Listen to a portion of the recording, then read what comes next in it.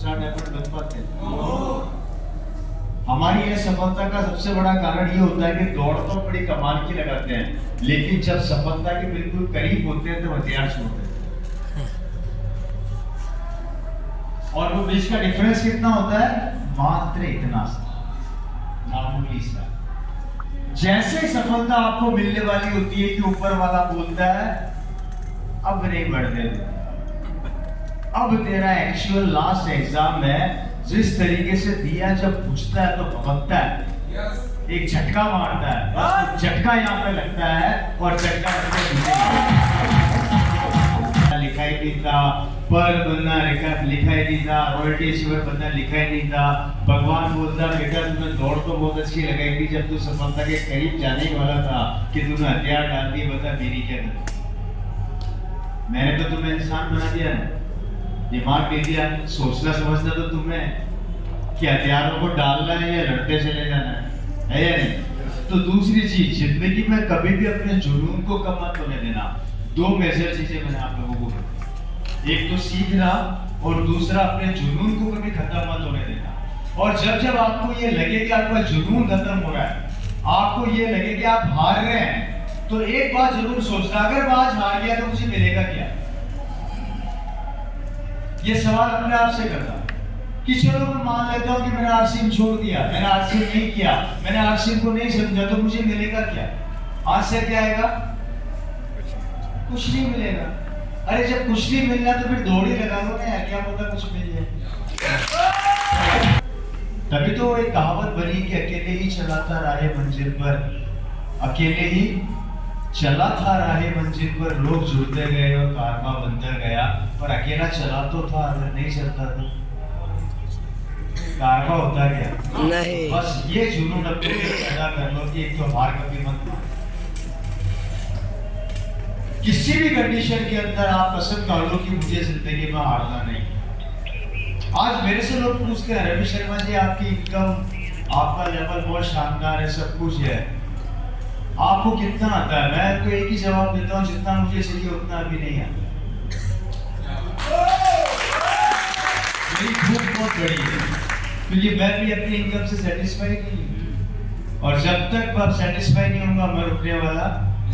और किसी महान आदमी ने बोला है कि जो इंसान अपनी जिंदगी में किसी भी काम में सेटिस्फाई हो जाता है वो अपनी प्रोग्रेस को खत्म कर देता है। इसलिए कभी भी सेटिस्फाई मत हो, ठीक है? मेरी बात समझ पा रही है? अब यहाँ पर समझ में एक बात और है कि इस फॉर्मूले को, इस चीज को जब कुछ लोगों ने देखा तो समझ में आया कि आखिरकार लाइफ क्या है, जिंदगी क्या है। और आज मैं आपको 2024 की कुछ कड़वी सच्चाई बताने जा रहा हूँ, थोड़ा गौर से देखिएगा। ये चल रहा है 2024 और ये साल अब बढ़ेंगे कब नहीं होंगे, राइट? 2030 भी आएगा, 2035 भी आएगा, 40 भी आएगा, बढ़ता चला जाएगा, राइट? और ये 2024 के अंदर आज भी लोग उसी काम को फोकस कर रहे हैं जिस काम को हमें वर्षों से सिखाया गया, और वो सबसे पहला काम है नौकरी, दूसरा बिजनेस और तीसरा खेती किसानगिरी। ये तीन काम पे आज भी हम लोग फोकस कर रहे हैं। 100 साल पहले भी कर रहे थे, 200 साल पहले भी कर रहे थे, और इसी काम को हम फोकस कर रहे हैं। समझने वाली बात यहाँ पर ये आती है कि लैपटॉप, मोबाइल्स आ गए, छोटे छोटे डब्बे जो घरों में लगा करते थे फोनों में कन्वर्ट हो गए। एक जमाने में कार का हैंडल घुमा के खुलता था, वो बटन से खुलने लग गया। एक जमाने में कार आदमी चलाता था, कार ऑटोमेटिक चलने लग गई।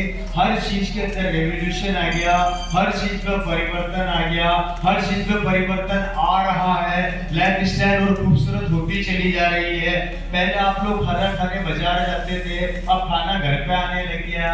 पहले आप लोग सब्जियां खरीदने के लिए मार्केट जाते थे, अब सब्जियां भी घर में आने लग गई। पहले राशन लेने के लिए दुकान पर जाते थे, अब राशन भी घर पे आने लग गया। हर चीज को आप लोगों ने स्वीकार किया, राइट? मैं सही कह रहा हूँ, गलत कह रहा हूँ? पहले मोबाइल में बैटरी आया करती थी, और मोबाइल से पहले पेजर चला करते थे, पेजर से पहले डब्बे चला करते थे। जब वो डब्बे चलते थे तो किसी को विश्वास था कि कभी हाथ में भी फोन आएगा क्या?